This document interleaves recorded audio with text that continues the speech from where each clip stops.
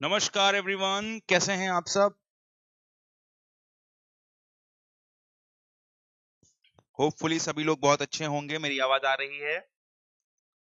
एक बार कमेंट करके जरूर बता दीजिए। और अभी तक आप देख रहे थे हिस्ट्री के एमसीक्यूज या कल्चर का एमसीक्यूज चल रहा था। तो अब आप सभी का स्वागत है इकोनॉमिक्स की सीरीज में, जिसमें हम इकोनॉमिक्स के एमसीक्यूज करेंगे। और आज जो टॉपिक हम कर रहे हैं वो nature of Indian economy and इसके साथ साथ नेशनल इनकम अकाउंटिंग वाले टॉपिक्स को देखेंगे, है ना। तो जिन लोगों ने कल का लेक्चर नहीं देखा है तो please go and watch the previous lecture after the class, और उससे पहले आप ये वाला लेक्चर भी देख सकते हैं। ठीक है, बीपीएससी की तैयारी कर रहे हैं, यूपीपीएससी की तैयारी कर रहे हैं, राजस्थान पब्लिक सर्विस कमीशन की तैयारी कर रहे हैं, या फिर एमपीपीएससी की तैयारी कर रहे हैं, तो जो भी स्टेट पीसीएस हैं जहां भी इकोनॉमिक्स आती है उन सभी चीजों को इसमें समराइज किया गया है और उससे रिलेटेड ही यहाँ पर क्वेश्चंस मैंने डाले हैं, और इन क्वेश्चन से आपकी कॉन्सेप्ट क्लैरिटी भी हो जाएगी। एक बात बताओ जरा, मेरी आवाज आ रही है सबको? बहुत बढ़िया, आवाज आ रही है। Good morning. हम लोग ये बात समझ लेते हैं कि ये लेक्चर जो है अभी चलते रहेंगे। टाइमिंग 10:30 बजे की है ना। तो जैसे ही प्रीवियस क्लास खत्म हो जाती है उसके बाद ये क्लास शुरू हो जाएगी या स्टार्ट हो जाया करेगी। ठीक है, तो आज हम लोग डिस्कशन करने वाले हैं कि जो नेचर ऑफ इंडियन इकोनॉमी है उससे रिलेटेड कैसे कैसे क्वेश्चंस पूछे जा सकते हैं। ठीक है, तो आज की क्लास की शुरुआत करते हैं। और अब मैं आपको थोड़ा सा ना पहले एक्सप्लेन कर देता हूं, जिससे कि आप आंसर बेहतर तरीके से निकाल पाओगे, है ना। तो बेटा, अगर कभी भी आपसे पूछा जाता है कि टाइप्स ऑफ इकोनॉमी क्या होता है, तो आप क्या कहोगे कि टाइप्स ऑफ इकोनॉमी में जब हम जाते हैं, यानी कि अर्थ व्यवस्था के प्रकार जब हम लिखेंगे, तो वहां पर हम मेजरली 3 प्रकार देखते हैं। ठीक है, मैं यहां इसलिए बता रहा हूं क्योंकि आगे आप क्वेश्चन आसानी से कर सको। तो यहां पर आप 3 प्रकार देखना है ना। पहला, पूंजीवादी अर्थव्यवस्था, यानी कि जिसको आप कैपिटलिस्टिक इकोनॉमी बोलते हो वो। ठीक है, और दूसरा सोशलिस्टिक इकोनॉमी, है ना, मतलब समाजवादी अर्थव्यवस्था। एक ये हो गया। और तीसरा प्रकार क्या होता है? तो तीसरा प्रकार जो है वो यहां पर मिक्स्ड इकोनॉमी का है, यानी मिश्रित अर्थव्यवस्था। तो 3 प्रकार की अर्थव्यवस्थाएं हैं। बेसिक क्लासिफिकेशन में आपको बता देता हूं। आशुतोष आप भी हैं तो वेलकम, बहुत बढ़िया। कैपिटलिस्टिक इकोनॉमी में जो संसाधन होते हैं, यानी कि रिसोर्सेस होते हैं, उन रिसोर्सेस के ऊपर जो कंट्रोल होता है, यानी कि जो नियंत्रण होता है, वो प्राइवेट सेक्टर का, इसका मतलब निजी क्षेत्र का होता है। ठीक है, तीनों के बीच का अंतर समझना है आपने। और समाजवादी में जो रिसोर्सेस होंगे या संसाधन होंगे, उन संसाधनों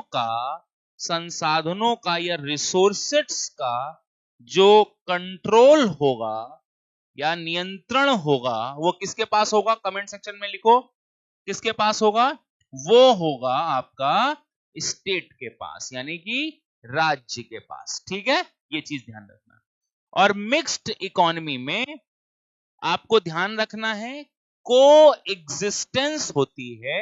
को एग्जिस्टेंस मतलब सह अस्तित्व होता है, दोनों एक साथ रह सकते हैं। तो चाहे वो प्राइवेट सेक्टर हो, है ना, निजी क्षेत्र एवं राज्य, दोनों के पास चीजें कंट्रोल में होती।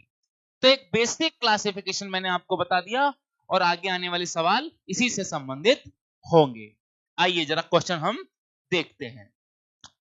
पहला प्रश्न आपके सामने आ चुका है कि पूंजीवादी अर्थव्यवस्था यानी कि कैपिटलिस्टिक इकोनॉमी को लेकर स्टेटमेंट पूछा गया है। कहते हैं कि कैपिटलिस्टिक या पूंजीवादी अर्थव्यवस्था में उत्पादन निजी कंपनियों के नियंत्रण और स्वामित्व में होता है। देख सकते हैं आप, यानी कि प्रोडक्शन जो है वो प्राइवेट फर्म्स कंट्रोल करती हैं, यहां पर ये चीज कही गई है। ठीक है, ओके। सेकंड, पूंजीवादी अर्थव्यवस्था में सभी वस्तुओं और सेवाओं का उत्पादन बाजार में मांग एवं आपूर्ति के आधार पर होता है। इसका मतलब क्या हुआ? Production of all goods and services in the capitalistic economy is based on demand and supply in the market. जल्दी से आंसर करिए, फटाफट आंसर। पूंजीवादी अर्थव्यवस्था को उदार अर्थव्यवस्था भी कहा जाता है, लिबरल इकोनॉमी भी कहा जाता है, यहां पर यह कहा गया है। ठीक है, जल्दी से आंसर करिए, देखते हैं कौन कौन आंसर कर पाता है। हम सबको पता है कि पूंजीवादी अर्थव्यवस्था प्राइवेट सेक्टर के हाथ में है ना। अब आप खुद सोचकर देखो, प्राइवेट सेक्टर के हाथ में है मतलब सरकार का हस्तक्षेप अधिक होगा या कम? तो हम ये कह सकते हैं कि गवर्नमेंट का जो इंटरफेरेंस है वो कम है। जहां सरकार का हस्तक्षेप कम होता है ना, उसे हम क्या मानते हैं कि चीजें उदार हैं, लिबरल हैं, है ना। तो that's why we can say कि कैपिटलिस्टिक इकोनॉमी में लिबरल चीजें होती हैं, सरकार का कोई उतना रोल नहीं होता, सरकार कहती है ठीक है कोई बात नहीं। अब प्राइवेट सेक्टर अधिक लाभ कमाना चाहता है, सोचो तो क्या करता होगा? जो प्रोडक्शन है या जो उत्पादन है वो किसके हिसाब से करता है? मांग एवं आपूर्ति के आधार पर। ठीक है, मांग एवं आपूर्ति के आधार पर। तो मैं स्टेटमेंट बोलता हूं। पहला स्टेटमेंट, पूंजीवादी अर्थव्यवस्था निजी क्षेत्र के कंट्रोल में होती है।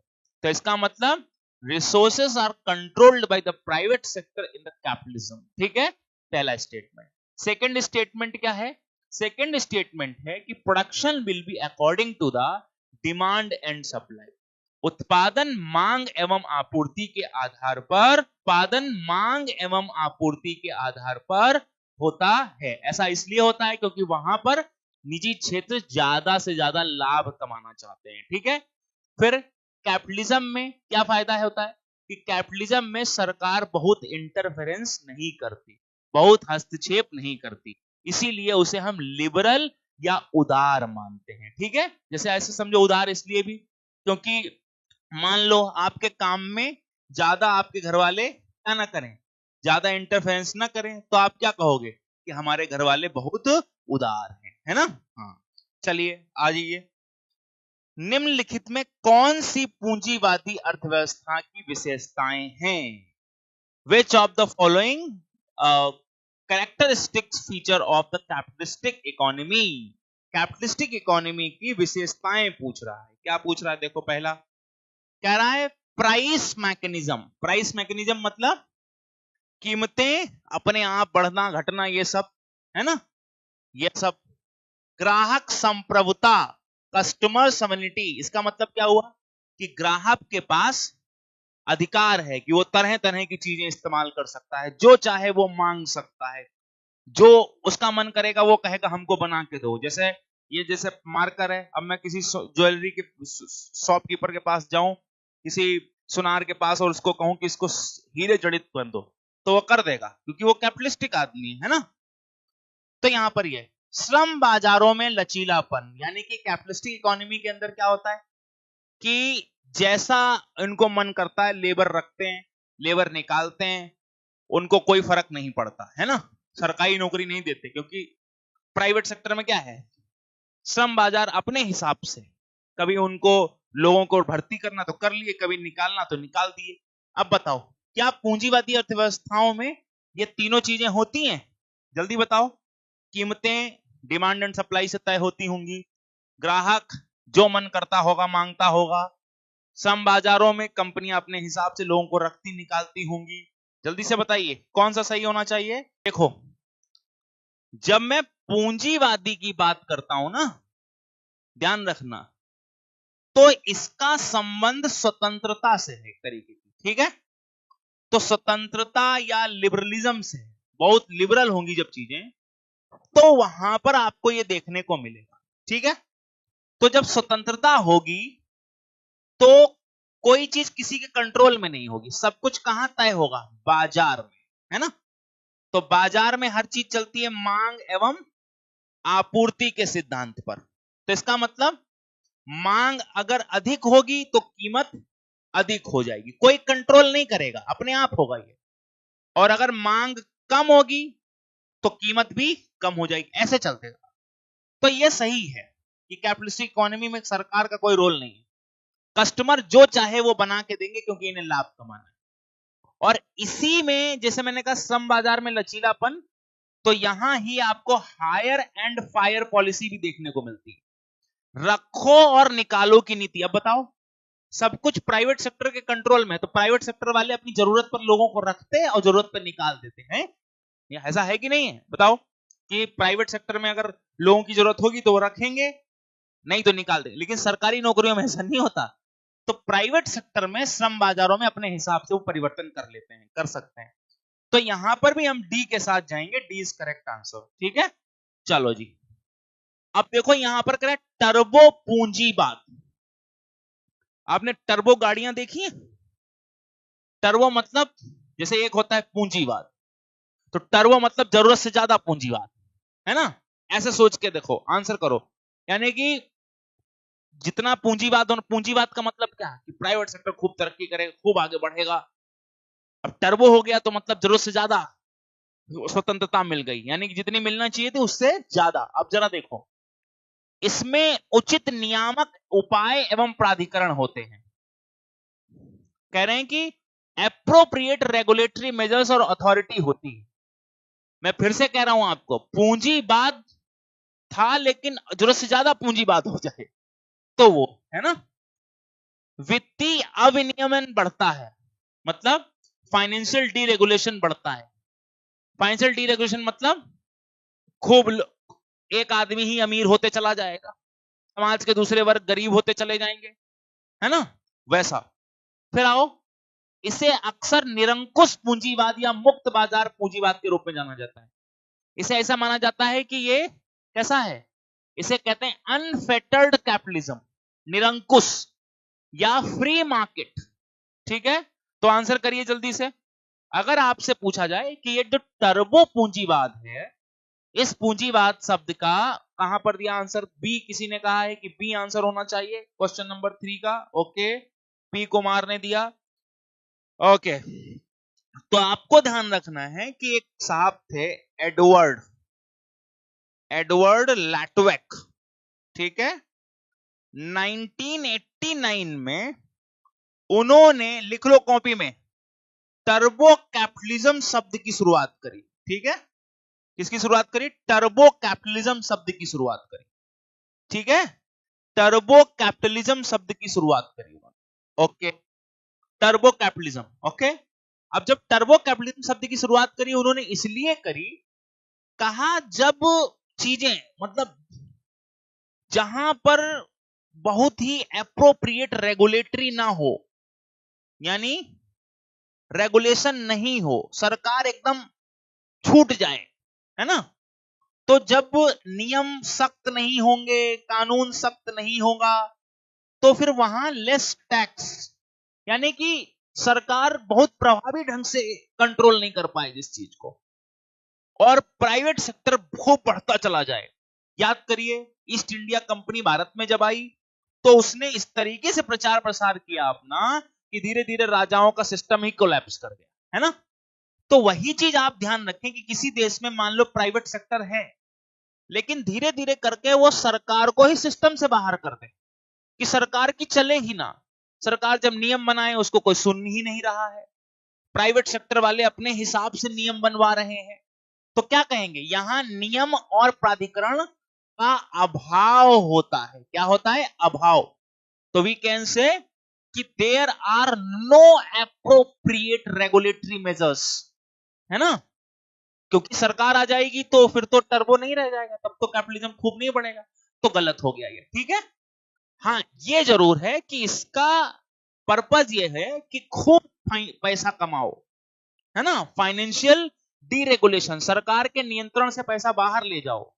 अंबानी, अडानी और इस तरीके की जो बड़ी बड़ी संस्थाएं हैं, ये क्या चाहती होंगी कि सरकार हमारे सामने झुक जाए, है ना, सरकार का हमारे ऊपर कोई बस न चले, ऐसे चाहती होंगी कि नहीं? बिल्कुल चाहती होंगी। तो उसी लिए ये लोग चाहती होंगी खूब वित्तीय हमें पैसा मिल जाए। तो सेकंड तो सही है। थर्ड, जब सरकार का कंट्रोल ही नहीं होगा तो चीजें क्या हो गई? निरंकुश। जैसे माता पिता की बात मानना आप बंद कर देते हैं, उल्टे पुल्टे चला देना शुरू कर देते, तो लोग क्या कहते हैं? निरंकुश हो गया, है ना। तो यहां भी जब पूंजीवाद निरंकुश हो गया, कोई कंट्रोल ही नहीं है, तो उसे हम टर्बो मानते हैं। क्या मानते हैं? टर्बो। तो 1, 2 और 3 इज करेक्ट। तो हम चलेंगे बी के साथ। पहला ऑप्शन गलत है। तो कमेंट सेक्शन में स्टेटमेंट दीजिए। अब मैं स्टेटमेंट दे रहा हूं, आप हाँ या ना में आंसर दीजिएगा कि टर्बो कैपिटलिज्म या टर्बो पूंजीवाद के अंतर्गत अगर देखा जाए तो अथॉरिटीज, रेगुलेशंस का अभाव होता है। ठीक है, तो स्टेटमेंट सही है या गलत है? स्टेटमेंट सही है या गलत है? ठीक है। और इसके अंदर फाइनेंशियल डीरेगुलेशन यानी कि वित्तीय जो चीजें हैं तो उनको लोग बढ़ाने का काम करते हैं कि वित्तीय अनियमितताएं बढ़ जाएं, है ना। तीसरा क्या होता है कि इसके तहत जो मार्केट है उसे हम अनफेटर्ड कैपिटलिज्म या निरंकुश पूंजीवाद या मुक्त बाजार पूंजीवाद कहते हैं। ठीक है, तो ये चीज आपको ध्यान रखनी है, याद रखेंगे। ठीक है, चलिए। एक टर्म होता है क्रोनी कैपिटलिज्म। क्रोनी कैपिटलिज्म, इसको मैं ऐसे समझाता हूं, जैसे सरकार ने कहा कि पूंजीवाद को बढ़ावा दिया जाना चाहिए। आप क्वेश्चन देखते रहो, पूंजीवाद को बढ़ावा दिया जाना चाहिए, सरकार ने ये कहा। अब उसमें से कुछ ही लोग बहुत अमीर होने लग जाएं, बहुत अमीर, गरीबी और अमीरी के बीच बहुत खाई हो गई। तो जब बहुत ज्यादा खाई हो जाएगी तो कुछ लोग बहुत अमीर हो जाएंगे, तो वो लोग बन जाएंगे बहुत इन्फ्लुएंशियल, यानी कि वो सरकार को, सरकार की नीतियों को और पूरे सिस्टम को अपने कब्जे में कर लेंगे। ऐसे पूंजीवाद को क्रोनी कैपिटलिज्म कहते हैं। क्लियर हो गया? बोलो। यानी कि जब पूंजीवाद में भी कुछ ही लोगों के आसपास पूरा सिस्टम घूमने लग जाए, बाकी लोग सब मालिक मालिक करने लग जाएं, उसको कहते हैं क्रोनी कैपिटलिज्म। आ जाओ जरा। कहते हैं इस प्रकार का पूंजीवाद अविकसित देशों में अधिक सामान्य है। अच्छा जी, अविकसित देशों में अधिक सामान्य है। ठीक है, हाँ जी। दूसरा, सेकंड, इसमें कोई सरकारी हस्तक्षेप नहीं होता। देख लो भाई, कोई सरकारी हस्तक्षेप नहीं होता। बोलिए, सरकारी हस्तक्षेप नहीं होता। देखो स्टेटमेंट को सुनो, जब ऐसा लिखा कोई, केवल, तो ये बहुत बड़ी बात हो गई, है ना। थोड़ा बहुत तो सब जगह रहेगा, जैसे कर लेना है, नीतियां बनाना है। हाँ, क्रोनिक कैप, जैसे अंबानी अडानी साहब जो हैं, मान लो ये देश पूंजीवाद हो जाए तो इसका ये मतलब थोड़ी ना है कि देश के अंदर नीतियां बनना खत्म हो जाएंगी। क्या ये मतलब है? नहीं, नीतियां बनेंगी लेकिन फिर उनके हिसाब से बनेंगी। ऐसा है कि नहीं? वो जो चाहेंगे वो अपने लोगों से बनवाएंगे, ऐसा है। चलेगा तो देश संविधान के हिसाब से, लेकिन कानून उनके जैसे, उनके हिसाब से बनने लगेंगे। ठीक है, तो देखो जी, जो छोटे अविकसित देश होते हैं उनमें कुछ ही लोग लीडर बन जाते हैं। जैसे मान लो ऐसे तेल का कुआं मिल गया कहीं, तो क्या लगता है उस तेल के कुएं का लाभ क्या पूरा देश उठाएगा या कुछ लोग उठाएंगे? कुछ लोग उठाएंगे। और वहां अविकसित है, खूब डेवलपमेंट नहीं है। जैसे याद करो, पहले क्या होता था, जमींदार होते थे, तो जमींदार मेन हो गया, बाकी सब पूरा गांव गरीब, जमींदार खूब अमीर। तो वही है क्रोनी कैपिटलिज्म। बात आई समझ में? यस या नो करो जल्दी से। तो हम यहां पर देख सकते हैं कि एक ऐसा पूंजीवाद हमें अविकसित देशों में ज्यादा देखने को मिलता है, क्योंकि वहां कुछ लोग ही, अदरवाइज सारे लोग अगर पैसा कमाते तो विकसित नहीं हो जाता।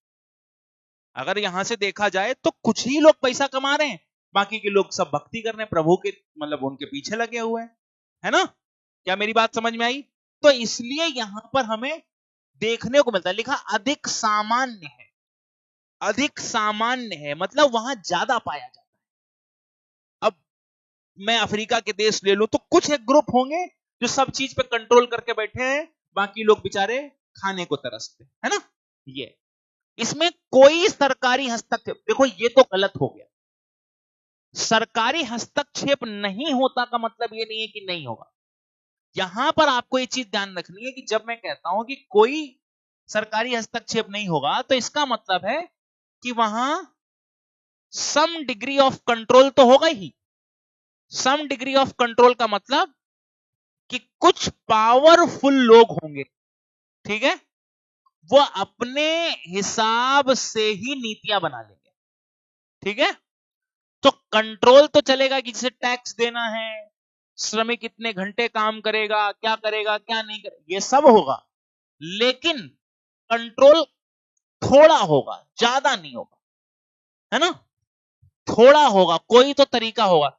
तो ऐसा नहीं है कि बिल्कुल भी कंट्रोल ना हो, तो वो बात संभव नहीं है। तो हम यहां पर क्या करेंगे, पहला ऑप्शन सही है या गलत है हमारा, तो पहला ऑप्शन तो सही हो गया, लेकिन सेकंड ऑप्शन गलत हो गया। तो इस हिसाब से केवल एक ही सही होने वाला है, एक ही सही होने वाला है। नेक्स्ट, राज्य पूंजीवाद के संबंध में निम्नलिखित कथनों पर विचार कीजिए। राज्य पूंजीवाद क्या होता है, स्टेट कैपिटलिज्म, यानी जब राज्य पैसा कमाने के बारे में सोचने लगे। किसके बारे में सोचने लगे, राज्य पैसा कमाने के बारे में सोचने लगे। चलिए देखिए, यह एकाधिकारवादी बाजार है जिस पर सरकार का नियंत्रण होता है, ठीक है। यह अपना मुनाफा बढ़ाने के लिए बाजार शक्तियों का प्रबंधन भी करता है। तो यहां पर आपको देखो, ये टर्म आपके लिए नया है तो मैं आपको कुछ समझाता हूं। देखो, जब मैं कहता हूं स्टेट कैपिटलिज्म, ठीक है, तो इसका मतलब स्टेट प्रॉफिट कमाना चाहता है। तो ये समझ सकते हो कि स्टेट कॉमर्शियल या व्यापारिक गतिविधियों में लग जाए, यानी कि स्टेट भी अपनी बड़ी बड़ी कंपनियां खोलने लग जाए, बड़े बड़े उद्योग चलाने लग जाए, उसको स्टेट कैपिटलिज्म कहते हैं, ठीक है। अब स्टेट पैसा कैसे कमाता है, तो स्टेट पैसा कमाएगा बाजार को कंट्रोल करके, है ना। यानी कि बाजार के अंदर जब आपको पैसा कमाना तो कैसे कमाओगे आप, मार्केट के अंदर क्या करना पड़ेगा, अपनी ताकत का इस्तेमाल करना पड़ेगा, है ना। जैसे मान लो कल को यह कह दे सरकार कि गेहूं केवल हम ही बेचेंगे, तो गेहूं से जितना मुनाफा होगा सरकार को ही होगा। किसको होगा, सरकार को होगा, है कि नहीं। फिर क्या बेचना है, कैसे बेचना, सब कुछ सरकार ही पैसा कमा रही है, कोई वेलफेयर नहीं। कंपनी खोल रहे हैं और खूब पैसा कमा रहे हैं, अनाज बांट रहे हैं, अनाज बेच रहे हैं, बांट नहीं रहे। जैसे हम भारत में बांटते हैं, तो अनाज बांटना सामाजिक गतिविधि है, लेकिन अनाज बेचना व्यापारिक गतिविधि है कि नहीं। अब इसी बीच में बाजार में अपनी कंपनियां सरकार ने खोल दी, यानी कि प्राइवेट कंपनियां खोल दी। प्राइवेट कंपनियां नहीं है, सरकारी कंपनियां। जैसे example low, SBI, bank of Baroda, PNB, ये कैसी कंपनियां हैं, सरकारी वित्तीय कंपनियां हैं, है ना। लेकिन क्या इनके बीच कंपटीशन है, हाँ इनके बीच कंपटीशन भी है, ज्यादा से ज्यादा प्रॉफिट कमाने का काम ये करती हैं कि नहीं। तो अगर जहां पर आपस में ही कंपटीशन होता है तो उसे हम कहते हैं मोनोपोलिस्टिक, क्या कहते हैं, मोनोपोलिस्टिक मार्केट। और हिंदी में उसे क्या कहा जाता है, एकाधिकारवादी, ठीक है, बाजार। तो अब ध्यान रखो, ऐसी व्यवस्था सामान्यता अगर हम देखें तो सिंगापुर में है। सिंगापुर का मॉडल ऐसा ही है, सिंगापुर का मॉडल ऐसा ही है। कैसा है, सिंगापुर में राज्य जो वहां की सरकार है उसने बड़ी बड़ी कंपनियां खोल ली, और वो कंपनियां आपस में प्रतिस्पर्धा करती। जैसे आज हम देखते हैं अंबानी की कंपनी, अडानी की कंपनी, टाटा वाले सब आपस में क्या कर रहे हैं, कंपटीशन कर रहे हैं। वैसे ही वहां भी सरकार ने कंपनियां खोल दी और कंपनियां आपस में कंपटीशन कर रही हैं। तो ऐसा जब होने लग जाए तो उसे हम एकाधिकारवादी गुण कहते हैं।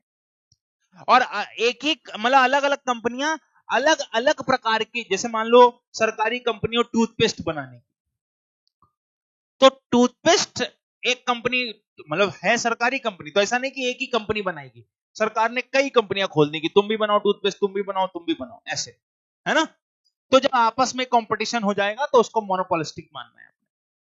बाजार को कंट्रोल भी करते, हाँ बिल्कुल करते कंट्रोल। क्यों? क्योंकि इससे से अधिक लाभ कमाना चाहते हैं। सिंगापुर में यही मॉडल है। अगर आपसे पूछें कि राज्य पूंजीवाद क्या होता है, तो सरल शब्दों में क्या समझाओगे कि स्टेट कैपिटलिज्म का मतलब है जब स्टेट या राज्य या सरकार व्यापारिक गतिविधियों में शामिल हो जाए और वो भी लाभ कमाने के बारे में सोचने लगे, ठीक है। और इस बाजार में वो कोशिश करेगी बाजार को कंट्रोल करके अधिकतम लाभ निकालने की, है ना। साथ ही साथ वो ये भी कोशिश करते हैं कि इस बाजार के अंदर वो एक मोनोपोलिस्टिक कंपटीशन लेकर, यानी कि उनकी सरकारी कंपनियां बेहतर उत्पाद लोगों तक दें, इसलिए वो आपस में भी कंपटीशन करें। ऐसा नहीं कि हमारी सरकारी कंपनी है हम क्यों कंपटीशन करें, ऐसा नहीं, आपस में कंपटीशन जिससे से ज्यादा लाभ है। तो पहला क्या होगा, आंसर बताओ जल्दी फटाफट। क्या ये एकाधिकारी बाजार है जिस पर सरकार का नियंत्रण होता है? हाँ जी, सरकारी कंपनी आपस में कंपटीशन कर रही होती हैं, ये बिल्कुल ठीक है।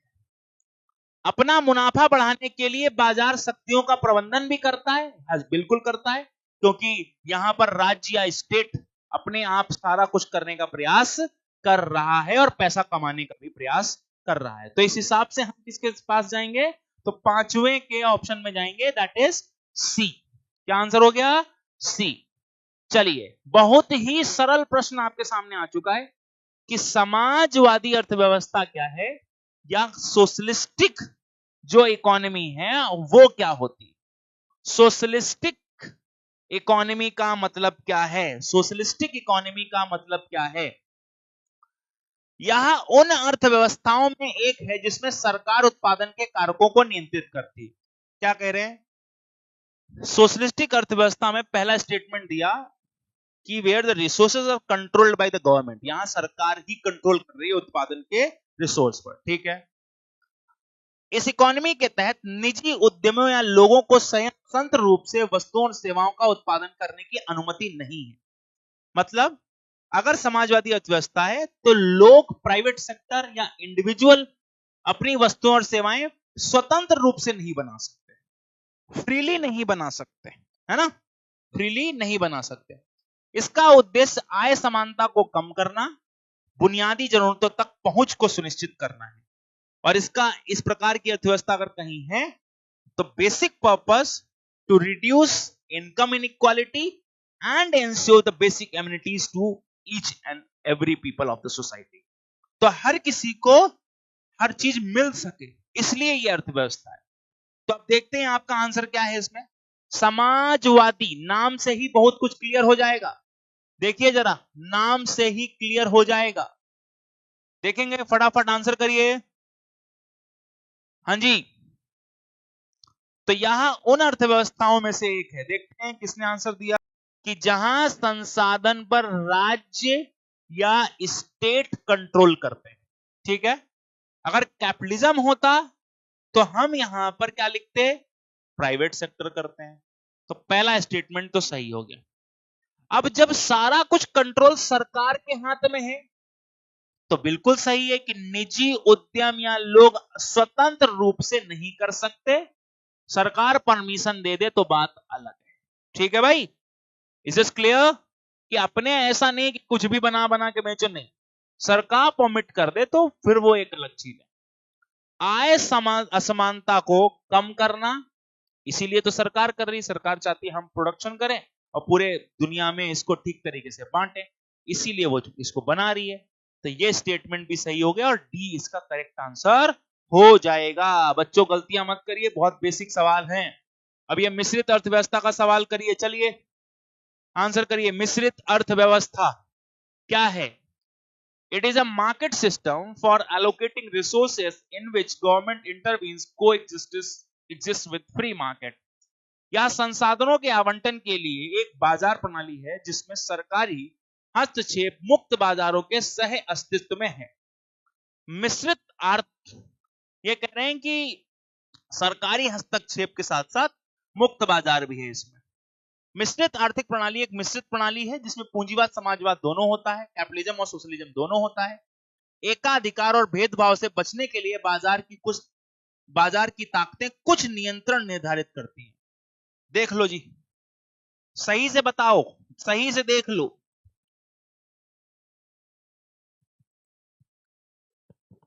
ठीक से देखो,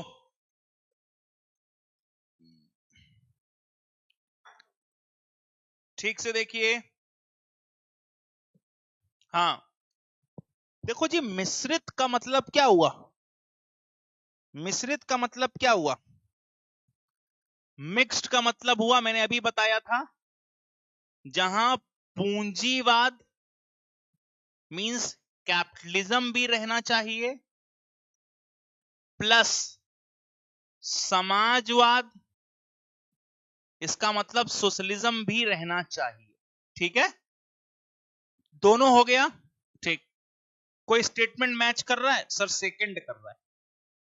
ठीक है, सेकंड स्टेटमेंट सही है। ठीक है, फिर देखो, इसका मतलब यह है कि ये अर्थव्यवस्था एक ऐसा मार्केट सिस्टम है जहां पर सरकार भी काम करेगी और निजी क्षेत्र भी काम करेंगे, है ना? बोलो, निजी क्षेत्र करेंगे कि नहीं? तो निजी क्षेत्र का मतलब क्या हो गया? मार्केट या फ्री मार्केट, है ना? Free market. तो अब बताओ, फ्री मार्केट के साथ साथ सरकार भी है। तो देखो पहला स्टेटमेंट, आवंटनों के लिए एक बाजार प्रणाली, यानी कि यहां पर दोनों है, सरकार हस्तक्षेप और मुक्त बाजार, दोनों का सह अस्तित्व। देख पा रहे हैं आप क्या लिखा हुआ है कि गवर्नमेंट इंटरवेंशन को एग्जिस्टेंस, सरकार भी होगी लेकिन सरकार का सीमित हस्तक्षेप होगा। कितना होगा? सीमित। और फ्री मार्केट भी होगी, प्राइवेट सेक्टर भी होंगे। तो हो गया ना सही? बताओ जी, इज दिस क्लियर? क्या मेरी बात आप सबको समझ में आ गई? बच्चा लोग फटाफट बोल दीजिए कि हाँ जी ठीक है, आ गई समझ, जल्दी बोलिए।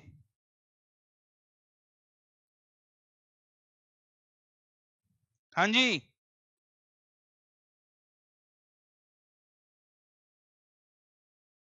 हाँ जी,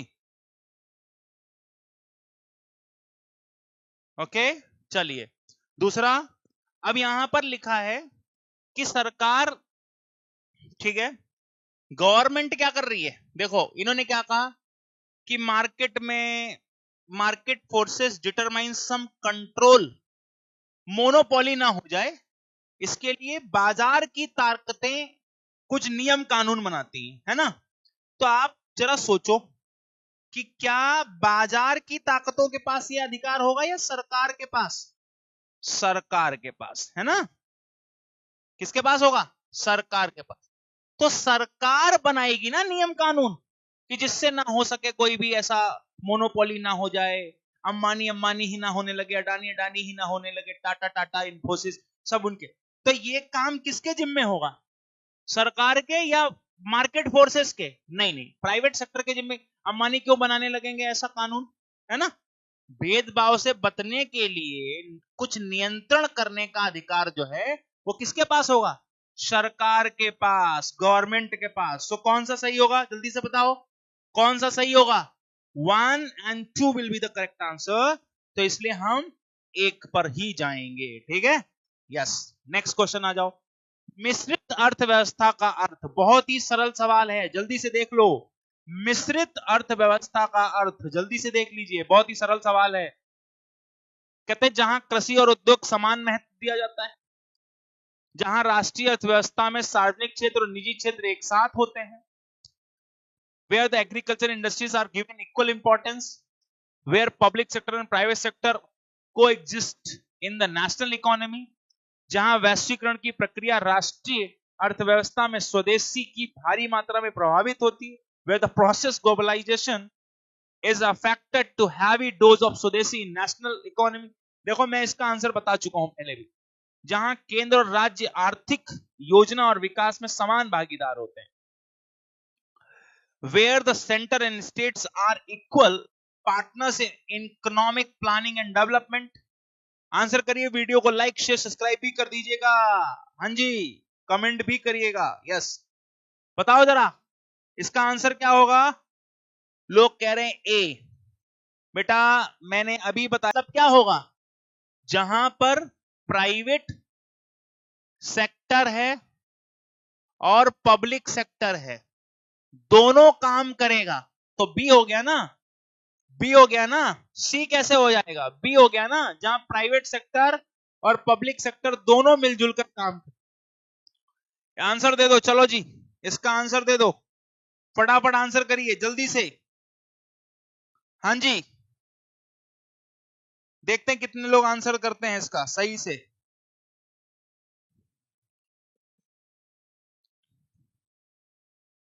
आंसर करिए फटाफट। भारतीय अर्थव्यवस्था मिश्रित है, सोशलिस्ट है, कैपिटलिस्ट है, गांधीयन सोशलिस्ट इकोनॉमी है, क्या है। प्रोडक्शन में प्राइवेट कंपनियां भी करती और कंपनियां कैसी होती बताओ, पब्लिक सेक्टर कंपनियां भी करती है ना। तो आपको यह ध्यान रखना है कि इंडिया ने मिक्स्ड इकोनॉमी एडॉप्ट करी है, ठीक है। तो भारत में जो संसाधन है ना भाई, उन संसाधनों पर नियंत्रण किसका है, सह अस्तित्व से है, को एग्जिस्टेंस से है।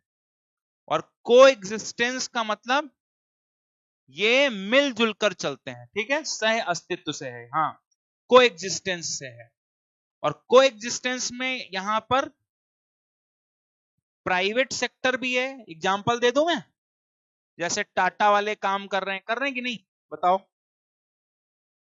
हैं। रिलायंस इंडिया लिमिटेड काम कर रही है, सब लोग अपने अपने काम में लगे हैं। इन्फोसिस काम कर रही है, अडानी ग्रुप काम कर रहा है, कर रहे हैं, हाँ आईसीआईसीआई काम कर रहा है, देखो।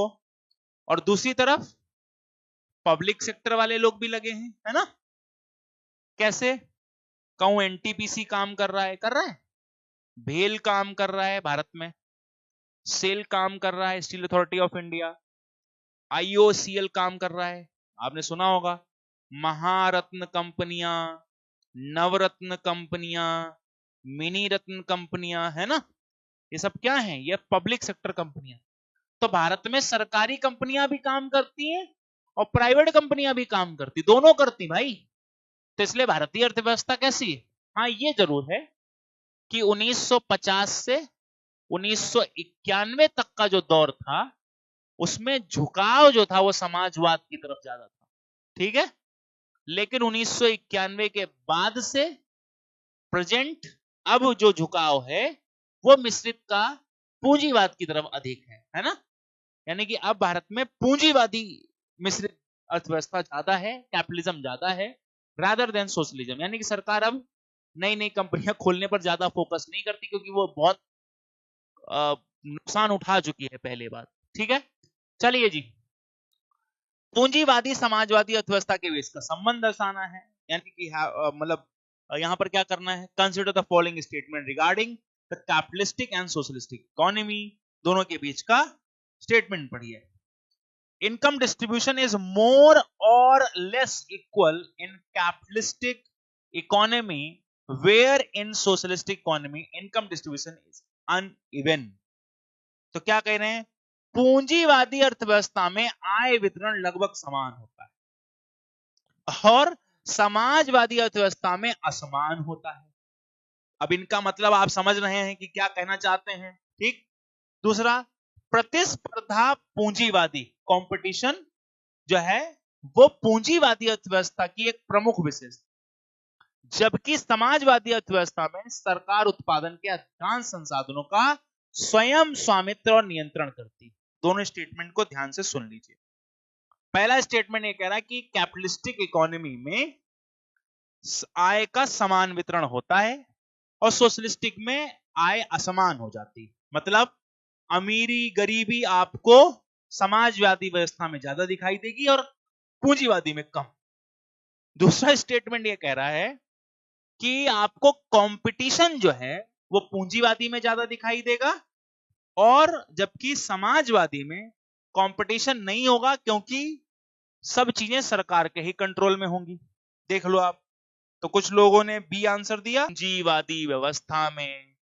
कैसी व्यवस्था? जिसमें दो चार जो लीडर टाइप के लोग हो गए, खूब पैसा कमाया, वही अमीर होते चले जाए, सारे बाकी के लोग गरीब ही रह जाए। तो आय का वितरण लगभग असमान होता है ना।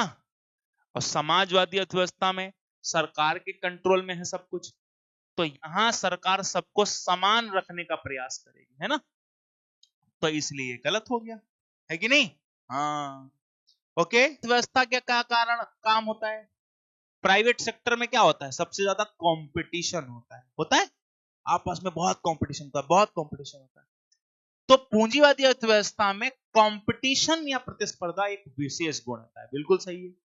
समाजवादी अर्थव्यवस्था में सरकार के कंट्रोल में होती है हर चीज, अभी बताया था। तो सेकंड ऑप्शन भी करेक्ट है, तो आंसर होगा बी। क्या आंसर होगा?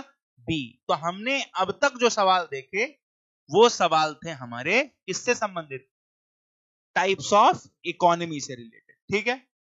अब जो अगले कुछ सवाल हम देखेंगे वो सवाल हैं नेशनल इनकम से रिलेटेड। क्या आपने ये टॉपिक पढ़ा है? सभी बच्चे एक बार यस या नो में बता दीजिए कि हाँ हमने ये टॉपिक पढ़ा है। अच्छा, एक काम और करूंगा, कल जिस भी टॉपिक के क्वेश्चन होंगे उसका आपको पहले से ही टॉपिक के बारे में बता दिया जाएगा। तो अभी आप ना कल भी नेशनल इनकम ही पढ़ के आएंगे, रिवीजन करके आएंगे, ठीक है, जिससे कि आसानी से चीजें आपको समझ में आ जाएं, ठीक है। ओके कर दो सब बच्चे।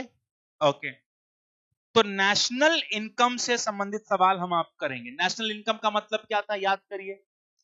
नेशनल इनकम में हमने बहुत पढ़ाई करी है, नेशनल इनकम पर पढ़ाया आपने राष्ट्रीय आय, और इसी टॉपिक, ये मैं वो वाला टॉपिक की बात कर रहा हूं जिसमें जीडीपी, है ना, जीएनपी, इस तरीके की चीजें हमने पढ़ी हैं, ठीक है। तो कल भी आप नेशनल इनकम ही पढ़ के आएंगे, रिवीजन करके आएंगे, लेकिन अभी के लिए हम कुछ सवाल देखेंगे, ठीक है। तो अभी जो सवाल आने वाले हैं वो नेशनल इनकम अकाउंटिंग से रिलेटेड है। चलो जी, अब यहां पर देखो सवाल क्या पूछ रहा है कि नेशनल इनकम क्या है, ठीक है। नेशनल इनकम अकाउंटिंग मतलब लिखना, ऐसा नहीं कि कोई लेखांकन का मतलब अलग निकाल लो, ठीक है। किसी राष्ट्र के आर्थिक स्वास्थ्य का आकलन करने के लिए एक उपकरण के रूप में कार्य करता है, ठीक है। अच्छा जी, पहले आप क्वेश्चन पढ़ लो, मैं फिर एक्सप्लेन कर दूंगा। मतलब कह रहे हैं कि ये बस नेशनल इनकम अकाउंटिंग इसलिए की जाती है क्योंकि ये किसी भी इकोनॉमी की हेल्थ को मेजर करता है कि वहां कैसी कंडीशन है, ठीक है। फिर यह अर्थव्यवस्था के प्रदर्शन को मापता है और धन के प्रवाह का पता करता है, यानी कि ये पता करता है कि पैसा कितना है देश में, है ना, और इसने इकोनॉमी ने कैसा प्रदर्शन किया, यानी कि कितना प्रोडक्शन हुआ, कैसी चीजें चल रही हैं, ठीक है। तीसरा, सकल घरेलू उत्पाद राष्ट्रीय आय लेखांकन की गणना के लिए एकमात्र संकेतक के रूप में प्रयोग किया जाता है। कह रहे हैं अगर राष्ट्रीय आय निकालनी है तो जीडीपी ही एक मेथड है जिससे निकल सकता है और कुछ नहीं है, ठीक है। तो एक बार स्टेटमेंट सारे देख लिए, मैं थोड़ा सा एक्सप्लेनेशन आपको कर देता हूं, ठीक है, कर दूं, फिर हम आगे चलेंगे, एक एक करके कई सारे सवाल करें। क्या मैं एक्सप्लेन कर दूं आपको? जल्दी से बोल दिए कि ये थोड़ा सा टॉपिक एक्सप्लेन कर देते हैं 3-4 मिनट में, जिससे कि हमें आगे के क्वेश्चन में आसानी हो जाए, है ना। चलो जी बच्चों, जब आपसे नेशनल इनकम के बारे में पूछेंगे या राष्ट्रीय आय के बारे में पूछेंगे तो आपको यह बात ध्यान रखनी है कि इसका मतलब होता है कि जो भी गुड्स एंड सर्विसेज हैं, यानी कि वस्तुओं एवं सेवाओं, ठीक है, वस्तुओं और सेवाओं के मौद्रिक मूल्य के योग, ठीक है। तो मौद्रिक मूल्य के योग मतलब तो गुड्स एंड सर्विसेज हैं, उनकी जो मॉनेटरिक वैल्यू है, ठीक है, उसे ही हम नेशनल इनकम कहते हैं। तो इसका मतलब हुआ कि किसी भी कंट्री में जो कुल उत्पादन होता है, उस कुल उत्पादन का जो भी पैसों के टर्म में वैल्यू आता है, वही है नेशनल इनकम। ओके, जो भी उत्पादन हुआ, ठीक है, पंखा बनाया नेशनल इनकम है, बोर्ड बनाया नेशनल इनकम है, मैंने पढ़ाया नेशनल इनकम है। Is this clear? तो पहली चीज ये, ठीक। तो इससे एक चीज तो पता चल गई कि अगर कोई पूछे कि नेशनल इनकम कितनी है और मैं कह दूं 100 रुपया है, तो इससे क्या पता चल रहा है? हमारी इकोनॉमिक हेल्थ, हाँ या ना, कि हम कितना उत्पादन करते हैं, दूसरे देश कितना। इससे हम एक काम और कर पा रहे हैं, तुलना, कंपैरिजन भी कर पा रहे हैं कि भारत कितना काम करता है, पाकिस्तान कितना काम करता है, विदेशी मुल्क कितना काम करते हैं, है ना। एक तो हमें यह भी पता चल रहा है। इसके अतिरिक्त हम इसलिए भी ये काम करना चाहते हैं कि जिससे हमें हमारे कुल उत्पादन के बारे में पता चले, ठीक है, कुल उत्पादन के बारे में पता चले, ठीक है, कुल उत्पादन के बारे में पता चले। ध्यान रखना, हम इसलिए भी इसका जानना चाहते हैं इसे। नेशनल इनकम निकालने के कई कॉन्सेप्ट्स हैं, यानी कि कई अवधारणाएं, ठीक है। अब डिपेंड करता है कि हम नेशनल इनकम कैसे निकालना चाहते हैं। एक अवधारणा जो बहुत फेमस है उसको हम जीडीपी कहते हैं। इससे हम केवल घरेलू उत्पादन के बारे में जानते हैं। अगर हमें हमारे देश का घरेलू, यानी कि हमारे देश की बाउंड्री में कितना उत्पादन हुआ वो पता करना है, तो हम जीडीपी निकालते हैं, ठीक है। दूसरा हम निकाल सकते हैं जीएनपी। इससे हमें हमारे देश का राष्ट्रीय उत्पादन पता चलता है। राष्ट्रीय उत्पादन का मतलब कि देश के नागरिक कितना उत्पादन करते हैं, ये हमें पता चलता है इससे, ठीक है। तो कोई अगर आपसे ये कहेगी कि एक ही मेथड है नेशनल इनकम जानने का, नहीं, जीडीपी भी है, जीएनपी भी है ना। तो मेरी बात को वापस से सुनिए, नेशनल इनकम क्या है? तो नेशनल इनकम का मतलब है हमें यह जानना कि देश का कुल उत्पादन कितना है, कैसे है, कहां है। दूसरा, नेशनल इनकम इसलिए निकालते हैं जिससे हमें आर्थिक स्वास्थ्य का पता चल सके कि हमारी कंडीशन कैसी है। तीसरा यह है कि हम तुलना वगैरह कर सकें हमारे देश से दूसरे देश से कि कैसी स्थिति है। चौथा यह है कि कुल उत्पादन पता चल जाता है और कितना अंतर पहले और बाद में हुआ वो। और फिर यह आपको ध्यान रखना है कि जो कॉन्सेप्ट या अवधारणाएं हैं वो जीडीपी जीएनपी को लेकर। जीडीपी घरेलू उत्पादन को दिखाता है और जीएनपी राष्ट्रीय उत्पादन को दिखाता है। तो कई सारी अवधारणाएं हैं। अब क्वेश्चन आपके लिए मैंने बहुत आसान कर दिया है, क्वेश्चन को पढ़िए। देखो भाई, किसी राष्ट्र के आर्थिक स्वास्थ्य का आकलन करने के लिए एक उपकरण के रूप में कार्य करता है। क्या स्टेटमेंट सही है? तो भैया ये बिल्कुल ठीक है कि हमको पता चलता है इकोनॉमिक हेल्थ।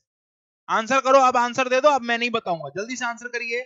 सभी बच्चे आंसर करेंगे, आंसर करिए फटाफट, बहुत जल्दी जल्दी। हाँ जी, तो इसका आंसर क्या आया? अर्थव्यवस्था के प्रदर्शन को मापता है, ठीक है, और राष्ट्रीय आय लेखांकन गणना के लिए एकमात्र संकेतक के रूप में प्रयोग किया जाता है। दीजिए आंसर। तो हमारा जवाब क्या होगा? हमारा जवाब होगा ए।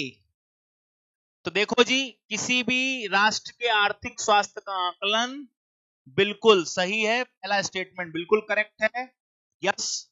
दूसरा, अर्थव्यवस्था का प्रदर्शन माप सकते हैं, ये भी करेक्ट है।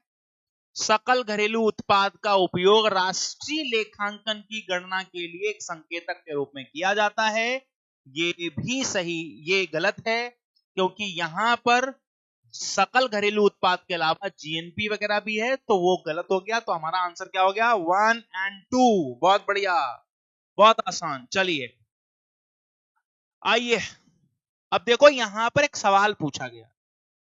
अब ये सवाल थोड़ा टेक्निकल ज्यादा है ना।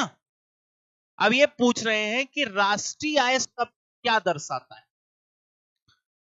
अब जब ये आपसे पूछा जाए तो आपने अभी देखो, अभी ध्यान होगा आपको, जब मैंने कहा नेशनल इनकम, तो नेशनल इनकम को हम क्या कहते हैं पता है?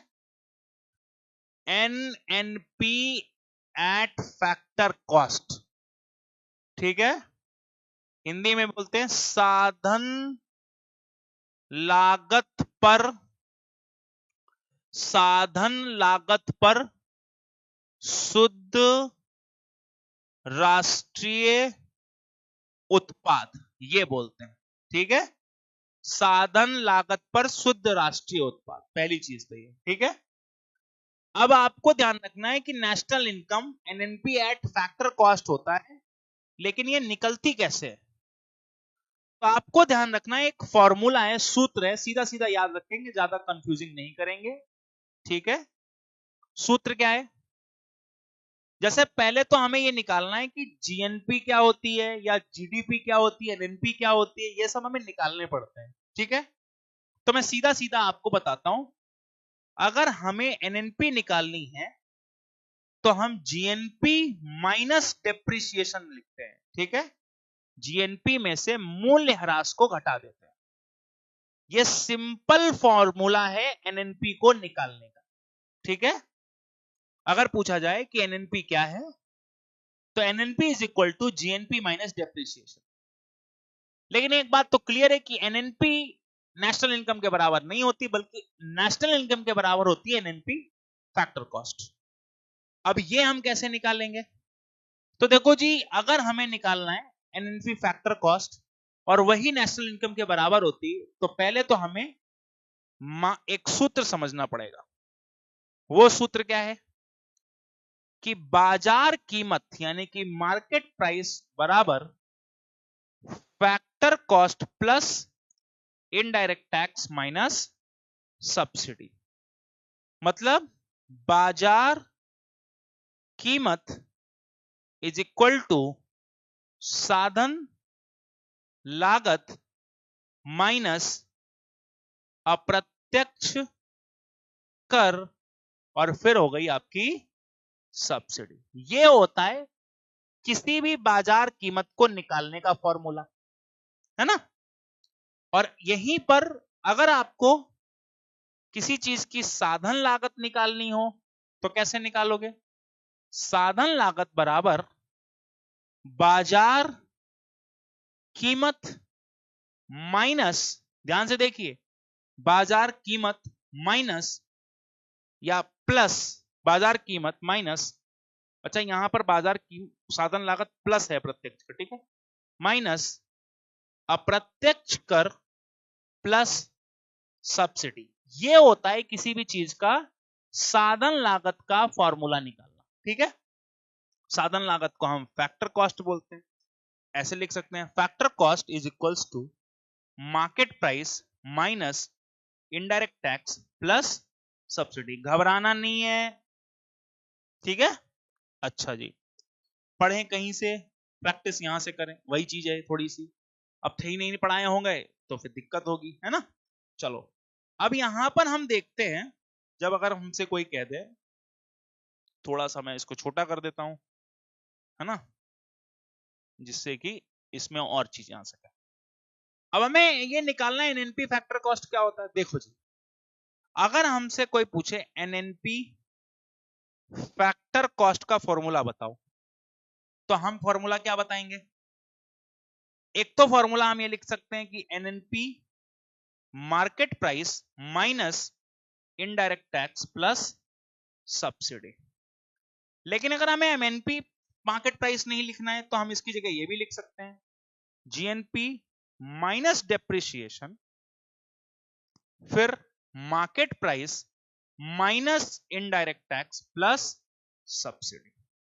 अब वहां पर या तो पीछे ये फॉर्मूला दिया होगा, ये वाला या ये वाला, दोनों में से कोई एक फॉर्मूला दिया हुआ होगा, है ना। और वही फॉर्मूला किसके बराबर होगा, हमारी राष्ट्रीय आय के बराबर होता है। ठीक है, अब हमें ढूंढना है, पीछे जाएंगे जब हम, तो या तो हमें वहां लिखा हुआ दिखाई दे एनएनपी मार्केट प्राइस, या फिर हमें दिखाई दे जीएनपी में से मूल्य ह्रास घटता हुआ, बस हम फार्मूला पकड़ लेंगे। चलो जरा प्रश्न की तरफ चलते हैं। जरा देखिए, यहां पर कहीं कहीं बाजार कीमतों पर सकल राष्ट्रीय उत्पाद, मतलब जीएनपी मार्केट प्राइस माइनस क्या घटाने को बोल रहा है, मूल्य ह्रास, डेप्रिसिएशन। क्या ये एनएनपी फैक्टर कॉस्ट के बराबर था, जवाब है नहीं, नहीं था, है ना। बाजार कीमतों पर सकल राष्ट्रीय उत्पाद, लो मैं लिखता हूं जीएनपी मार्केट प्राइस में से मूल्य ह्रास को घटा दिया, डेप्रिसिएशन घटा दिया। फिर क्या कह रहा है, विदेशों से शुद्ध कारक आय को घटाइए, यानी कि फिर और घटाने को कह रहा है, नेट फॉरेन इनकम, ये घटाने को कह रहा है। तो क्या ऐसा कोई फॉर्मूला था पीछे, नहीं, कोई विदेशी इनकम वाला कोई चक्कर था ही नहीं पीछे। तीसरा जरा आते हैं, है ना, तीसरा जरा आते हैं, फॉर्मूला देखो, क्या ऐसा कोई था, बताना मुझे। जीएनपी सकल राष्ट्रीय उत्पाद, कौन सी, बाजार कीमतों पर। मैं जो फॉर्मूला बना रहा हूं उसी को देखो, मार्केट प्राइस। क्या करना है, घटाना था, मूल्य ह्रास घटा दिए। फिर क्या करा, अप्रत्यक्ष कर के साथ अनुदान सब्सिडी, तो इसमें से क्या माइनस करना था, इनडायरेक्ट टैक्स अप्रत्यक्ष कर, क्या जोड़ना था, सब्सिडी। क्या ऐसा कोई फॉर्मूला था जो ये दिखाता था कि एनएनपी फैक्टर कॉस्ट के बराबर है, यस, यही था वो फॉर्मूला जो वहां पर बराबर था।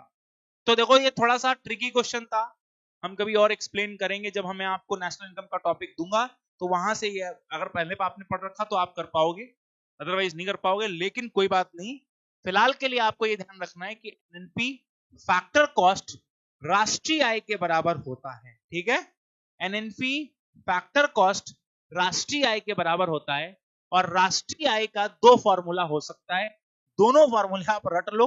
अगर आपको दिक्कत होती है, मैंने दोनों फॉर्मूले लिख दिए कि NNP market price minus indirect tax plus subsidy, अगर वो नहीं है तो ये भी ये लिखा होगा, GNP minus depreciation market price minus indirect tax plus subsidy, तो ये भी आप रख सकते हो। ठीक है, ये याद रखना है, कोई दिक्कत नहीं है। आ जाओ भाई, नेक्स्ट नेक्स्ट क्वेश्चन देखेंगे जल्दी से। किसी निश्चित अवधि के लिए किसी देश की राष्ट्रीय आय बराबर होती है, किसके बराबर होती है, नागरिकों द्वारा उत्पादित वस्तुओं और सेवाओं का कुल मूल्य से कुल उपभोग और निवेश व्यय के बराबर, सभी व्यक्तियों की व्यक्तिगत आय के योग के बराबर, उत्पादित अंतिम वस्तुओं और सेवाओं के मौद्रिक मूल्य के बराबर। जल्दी बताइए, अभी बताए थे हम थोड़ी देर पहले, किसके बराबर होती है राष्ट्रीय आय, डेफिनेशन ही बताए थे, याद करो। वस्तुओं और सेवाओं क्या क्या किसके बराबर होगी राष्ट्रीय आय, आंसर करिए फटाफट जल्दी से, बेटा आंसर करो जल्दी से, क्या आंसर होना चाहिए। हम्म,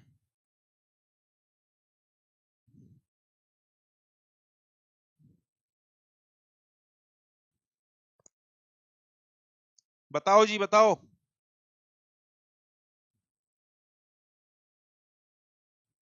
बोलो, डी, किसी ने लिखा डी, बहुत बढ़िया, बहुत अच्छे।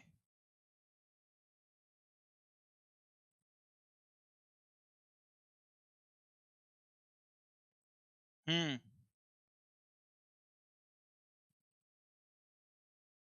बहुत अच्छी बात है भाई।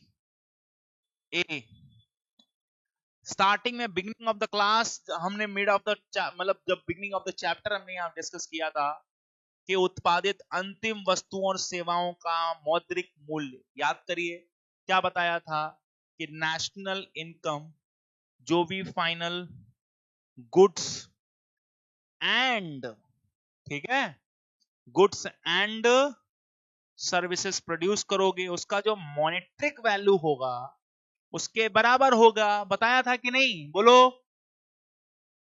तो वो आप एक ही तरफ क्यों जा रहे हो? डी इज करेक्ट आंसर, है ना? D is correct answer, D इसका सही जवाब है।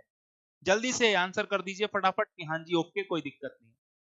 आओ जरा, अब ये पूछ रहे हैं कि नेशनल इनकम निकालना क्यों है, क्या इंपॉर्टेंस है नेशनल इनकम की? आंसर करो फटाफट। कहते हैं अंतरराष्ट्रीय समतुल्यता, यानी कि इंटरनेशनल कंपैरिजन करते हैं, इसलिए निकालते हैं इंटरनेशनल। मतलब हमारी जीडीपी जीएनपी हम इसलिए निकालते होंगे कि जिससे हम इंटरनेशनली कंपैरिजन कर सकें। अच्छा, पॉलिसी फॉर्मेशन, यानी कि नीतियों का निर्धारण कर सकें, पॉलिसी फॉर्मुलेशन, यस। फिर आता है व्यवसायिक निर्णय, यानी कि बिजनेस डिसीजंस ले सकें। तो इसके लिए हम अपनी नेशनल इनकम निकालते हैं, समय समय पर जांच करते हैं कि हमारी नेशनल इनकम कितनी है। हाँ जी, बताओ भाई, क्या आंसर होना चाहिए?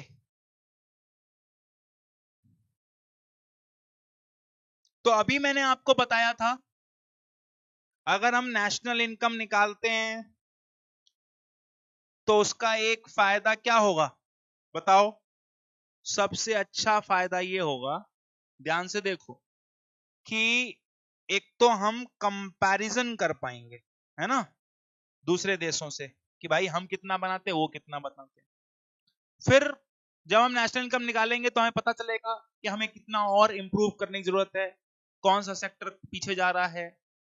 तो आप पॉलिसी वगैरह भी बना पाओगे, है ना?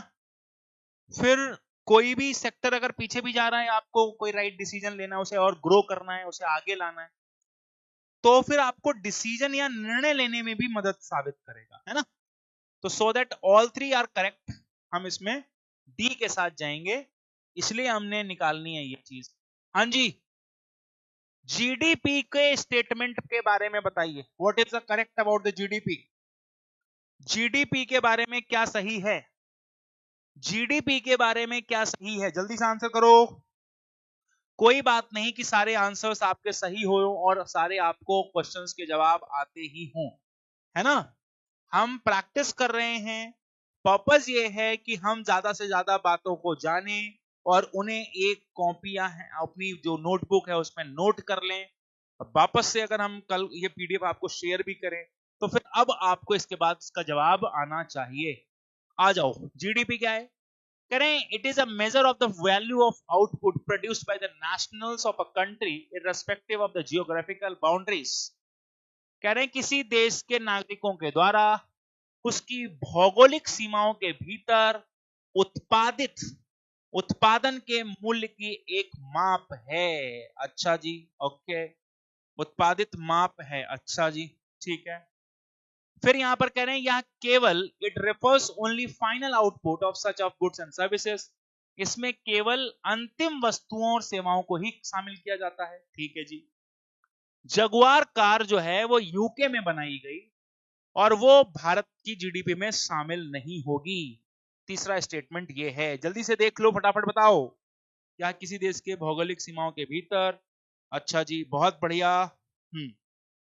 तो आपकी जानकारी के लिए मैं क्या बता दूं, देखो जी, अगर हमने जीडीपी की बात करी तो उसकी सबसे जो इंपॉर्टेंट शर्त है भौगोलिक सीमा, है ना? यह है इंपॉर्टेंट शर्त, जियोग्राफिकल बाउंड्री, ये सबसे पहली शर्त है। लेकिन दूसरी शर्त है कि इसमें नागरिक तो उत्पादन कर सकते हैं लेकिन विदेशी भी कर सकते हैं, याद आया आपको? क्योंकि बस वो घरेलू सीमा में उत्पादन होना चाहिए, कोई भी उत्पादन करे उससे क्या फर्क पड़ता है ना? यहां पर लिखा हुआ है नागरिक, तो नागरिक तो नहीं, विदेशी भी, ठीक है। तो सो दैट ये हो गया गलत। क्या हो गया? गलत। हाँ, ये जरूर है कि जीडीपी में अंतिम वस्तुओं और सेवाओं को लेते हैं, जैसे कोई कार है तो कार में बैटरी पड़ी है, सीट कवर पड़े हैं, तो ऐसा नहीं कि सीट कवर बैटरी इन सबको अलग से गिने, नहीं, कार को ही गिनेंगे। आटे से ब्रेड बनी तो आटा नहीं गिनेंगे, ब्रेड गिनेंगे, है ना। तो अंतिम वस्तु को गिना जाता है। यह स्टेटमेंट बिल्कुल सही है। अब मैंने कहा कि भौगोलिक सीमा यानी कि भारत की बाउंड्री में ही होना चाहिए उत्पादन। अब यहां पर कह रहे हैं कि जगुआर कार जो है वो यूके में बनी, भले ही भारत की कंपनी ने बनाया, लेकिन जब बनी ही देश के बाहर है तो फिर हम उसे शामिल नहीं करेंगे। ठीक है, ये चीज आपको ध्यान रखना है, उसको शामिल नहीं किया जाएगा। तो स्टेटमेंट बिल्कुल करेक्ट है। तो 2 and 3 इज करेक्ट आंसर। तो आंसर हो जाएगा आपका B. B will be the correct answer. B इसका सही जवाब हो जाएगा। नेक्स्ट, भारतीय अर्थव्यवस्था के संदर्भ में विचार करें। पिछले 10 वर्ष, कॉमन सेंस लगाकर आंसर देना है इसका, इसमें कुछ ऐसा नहीं है। पिछले 10 वर्षों में जीडीपी में 4 गुना वृद्धि हुई। ठीक है, 4 गुना वृद्धि हुई है, 4 गुना वृद्धि हुई है। ठीक है, पिछले 10 वर्षों में जीडीपी में सार्वजनिक क्षेत्र के प्रतिशत हिस्सेदारी में गिरावट आई है, गिरावट आई है। लॉजिक से चलेंगे, हमारी जीडीपी क्या पिछले 10 सालों में 4 गुना डबल हो गई है, मतलब 4 टाइम्स बढ़ गई है? तो इसका जवाब देखो, मैं एक चीज आपको बता सकता हूं, हाँ ये जरूर हुआ है कि 2013 में 10th रैंक पर आती थी जीडीपी। आज 2022-23 में ऐसा हुआ था कारनामा, 2021-22 में, कि 4th रैंक पर है, तब से वही। और अगर मैं इसको पिछले 10 वर्षों में लूं तो 6.33 की एवरेज, एवरेज समझते हो, पिछले 10 सालों की अगर एवरेज ग्रोथ रेट निकालू मैं तो 6.5% से बढ़ी है। तो 10 साल में तो 60% बढ़ी फिर, है ना, अगर देखा जाए तो 4 गुना तो नहीं बढ़ी, ये चीज ध्यान रखनी है। ठीक है, in terms of GDP 4 times तो नहीं बढ़ी होगी, 4 गुना बढ़ जाती तो फिर तो क्या ही बात थी। ठीक, दूसरा ये जरूर है कि पिछले 10 सालों में प्राइवेट सेक्टर का बड़ा बोलबाला बढ़ा है। लॉजिक से चलाओ सवाल को, प्राइवेट सेक्टर का खूब तेजी से ग्रो हुआ है, लेकिन उतनी तेजी से सरकार सरकारी कंपनियों पर ध्यान नहीं दे पाई है। और सरकारी कंपनियां तो कई सारी सरकारी कंपनियों की हिस्सेदारी सरकार ने बेच भी दी है ना। तो वहां पर हम ये कह सकते हैं कि गवर्नमेंट सेक्टर बहुत तेजी से ग्रो नहीं हुआ है। अगर ऐसा है तो फिर ये बात सही है, यानी कि सेकंड स्टेटमेंट एब्सोल्युटली करेक्ट है, इसमें कोई दिक्कत की बात नहीं है। तो सेकंड ऑप्शन इज करेक्ट। तो हम जाएंगे केवल बी के साथ, पहला सही नहीं है। अगर हम देखें पिछले 10 सालों में हाईएस्ट जो ग्रोथ रेट है वो 2022 की है, दैट इज 9.7%, दैट इज 9.7%। अगर भी पूछे क्या आंसर लिखोगे, आंसर लिखो कि पिछले 10 सालों में सबसे ज्यादा हाईएस्ट ग्रोथ रेट कौन से साल रही है, तो हम लिखेंगे 2022 में रही लगभग 9.7%। पिछले 10 सालों की एवरेज ग्रोथ रेट कितनी रही, मतलब एवरेज का मतलब है कि कभी ऊपर कभी नीचे, लेकिन एवरेज लगभग 6.33%। ठीक है, तो ये चीज आपको ध्यान रखनी है। और क्या बदला है, आज हमारी अर्थव्यवस्था पूरी दुनिया की तीसरी सबसे बड़ी, पांचवी सबसे बड़ी अर्थव्यवस्था है ना। मैंने यहां चौथा लिख दिया क्या, फोर्थ नहीं बेटा, है ना, फिफ्थ। ठीक है, ध्यान रखना। पहले नंबर पर कौन आता है, यूएस, चाइना एंड जापान, और we are crossing very soon Germany, and then आती है इंडिया। ध्यान नहीं दिया मैंने उस समय, याद रखेंगे। ठीक है, तो इंडिया तो 5वें नंबर की। आ जाओ नेक्स्ट। नाम मात्र सकल, नॉम मात्र मतलब इसको हम मौद्रिक भी लिख सकते थे, नॉमिनल। नॉमिनल जीडीपी किसी दिए गए वर्ष की उत्पादित सभी वस्तुओं सेवाओं के कुल मौद्रिक मूल्य को मापता है। तो आगे बढ़े इससे पहले मैं आपको एक बेसिक कॉन्सेप्ट समझा देता हूं, तब आप इस आंसर को करिए। देखो भाई, जीडीपी 2 प्रकार की होती है। एक होती है नॉमिनल, जिसे आप लोग नाम मात्र कह सकते हो या मौद्रिक कह सकते हो। एक होती है रियल जीडीपी।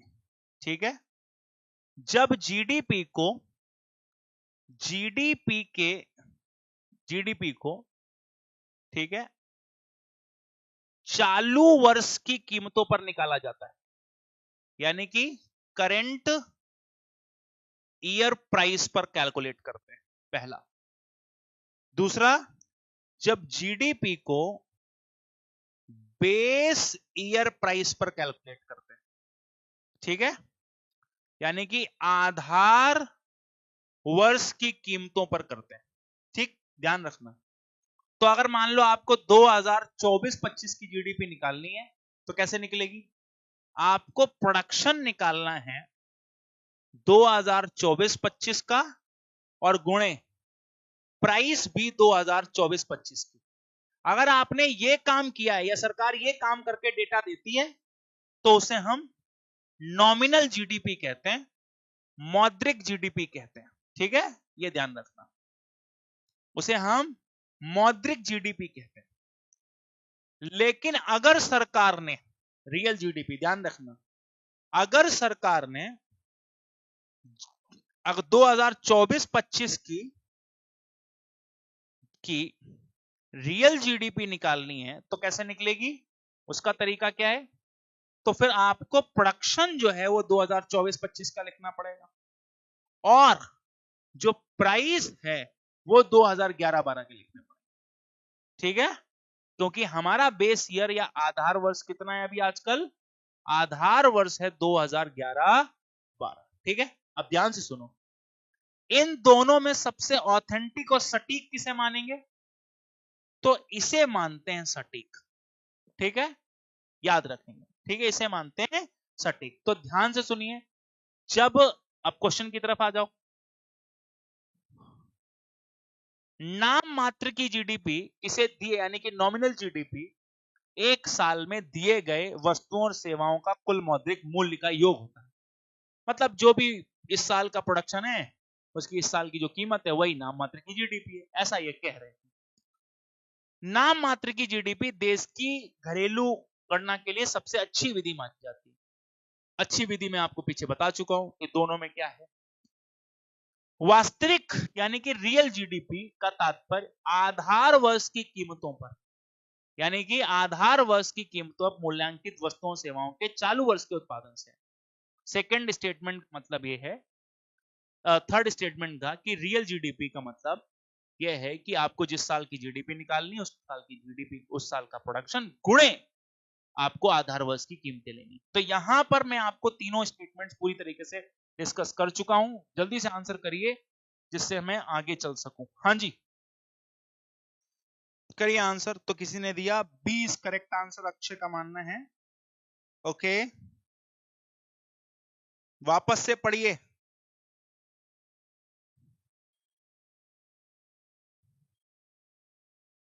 बी, ओके, जल्दी जल्दी आंसर करिए।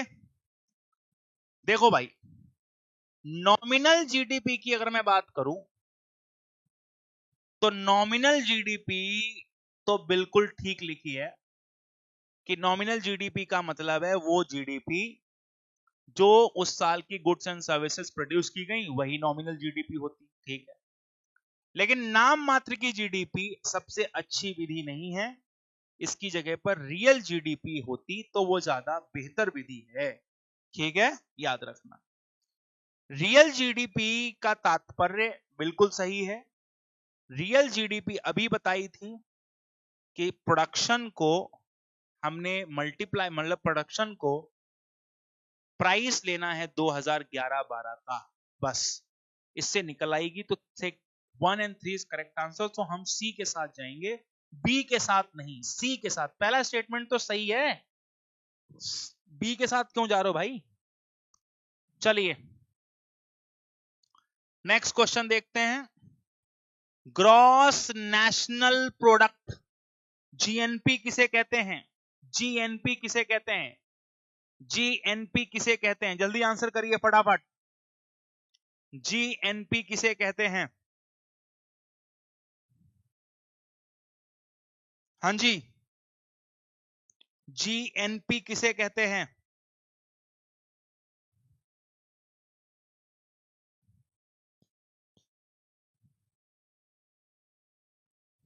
बोलो फटाफट जल्दी से।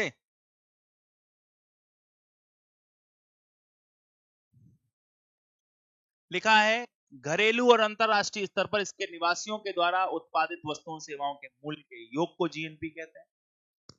सकल घरेलू और विदेशों से अर्जित आय का शुद्ध योग मिला दीजिए तो जीएनपी बन जाता है। विदेशी निवासियों द्वारा अर्जित आय शामिल होती है और देश की सीमाओं के भीतर आर्थिक गतिविधियों में लगे हुए। अच्छा जी, जल्दी से आंसर करिए, जल्दी से। आप बोलो तो मैं एक बार एक्सप्लेन कर देता हूं, ध्यान से सुनो। जीएनपी का मतलब है कुल उत्पादन। अब ये कुल उत्पादन कहीं भी हो सकता है, कहीं भी, लेकिन कहां, कौन करे, नागरिक करे, ठीक है। वो देश की सीमा में भी कर सकते हैं और विदेशों में भी कर सकते हैं, पहली चीज, ठीक है। एक तो तरीका यह है जीएनपी निकाल, ठीक। दूसरा तरीका यह है कि जीडीपी में से अगर हम शुद्ध विदेशी आय को घटा दें तब भी जीएनपी प्राप्त की जा सकती है। ध्यान से देख लो, शुद्ध विदेशी आय को घटा दें तब भी जीएनपी प्राप्त की जा सकती है। याद रखना मेरी बात को आप, ठीक है। हाँ, ठीक। जीएनपी का मतलब है कि देश के नागरिक कहीं भी उत्पादन करें, उससे फर्क नहीं पड़ता, लेकिन नागरिक करें किसी भी विदेशी, माइनस किया ना, विदेशी आय को माइनस, विदेशी आय को, यानी कि सॉरी, विदेशियों के द्वारा, विदेशियों के द्वारा विदेशियों के द्वारा अर्जित आय नहीं जोड़नी है, ठीक है। उसको ऐड नहीं करना है, विदेशी कहीं नहीं जुड़ेगा, विदेशी माइनस ही होगा इसमें, ठीक है। अब ये ध्यान रखना आप, ठीक है। चलो जी, अच्छा, शुद्ध विदेशी I plus net foreign income, ऐसे मानना है, सॉरी ये मैंने गलत कर दिया यहाँ पे, प्लस, ठीक है। तो इसको ऐसे लिखेंगे, जीडीपी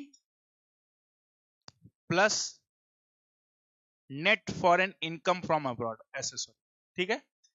माइनस नहीं, माइनस तो विदेशियों के द्वारा, शुद्ध विदेशी आय की जगह विदेशियों के द्वारा आए। अब जरा देख लो, अगर मैं यहां पर आपको देखूं कि पूछूं, क्या कमेंट आ रहे,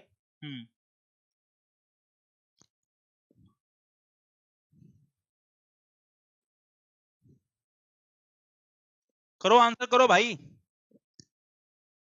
घरेलू और अंतरराष्ट्रीय स्तर पर इसके निवासियों के द्वारा उत्पादित वस्तुओं और सेवाओं का मूल्य, हाँ जी, क्या सही है?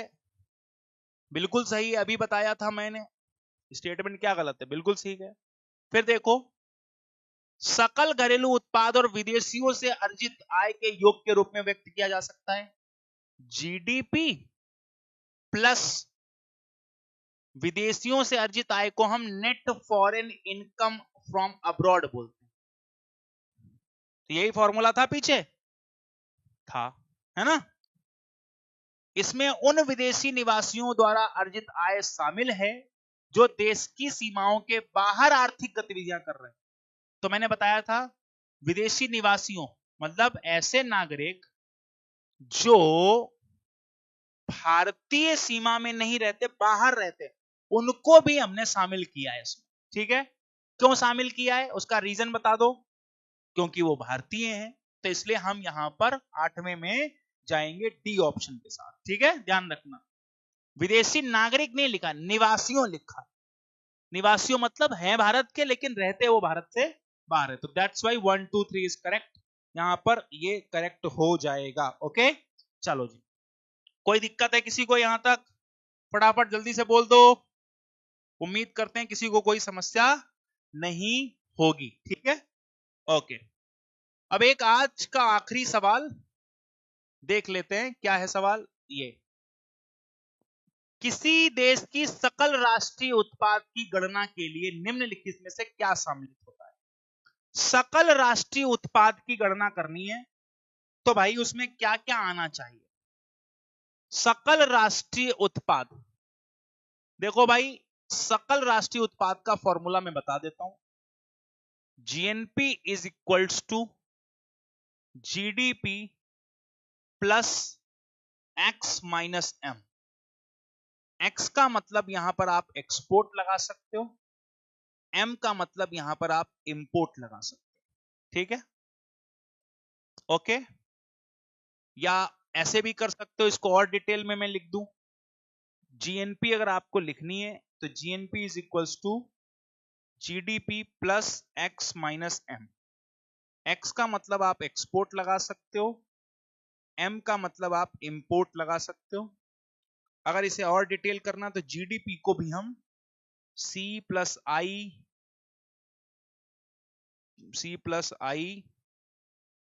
प्लस जी ऐसे भी लिख सकते थे।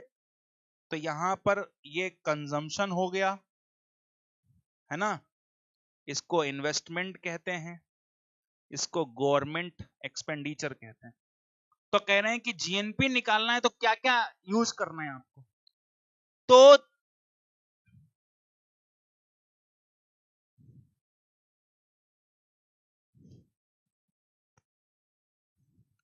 हाँ जी, एम आई ऑडिबल? हाँ ऑडिबल, ठीक है। चलिए, तो अब इसमें से आपको ये ध्यान रखना है कि इसमें से क्या क्या यूज कर सकते हैं हम। तो अब यहां पे पूछा कि सकल राष्ट्रीय उत्पाद में क्या इस्तेमाल हुआ है, तो कंजम्पशन इस्तेमाल हुआ, मतलब उपभोग का प्रयोग होता है, निवेश का भी होता है, सरकारी खर्च भी जोड़ा जाता है, एक्सपोर्ट भी है, इंपोर्ट भी है। मूल्यह्रास है? नहीं है। निर्यात है? हाँ जी है, देख लो आप, बिल्कुल है। निवेश है? बिल्कुल है। तो 2 और 3 इज करेक्ट आंसर। ठीक है, 2 और 3 इसका सही जवाब हो जाएगा। तो आज के लिए मेरे प्यारे बच्चों इतना ही। कल फिर मिलेंगे। एक बार सारे लोग नेशनल इनकम का चैप्टर पढ़ के आ जाना, फिर हम इसके आगे चलेंगे। ठीक है, तब तक के लिए शुक्रिया, धन्यवाद। और जाने से पहले मैं आप सब लोगों को एक बात बता देता हूं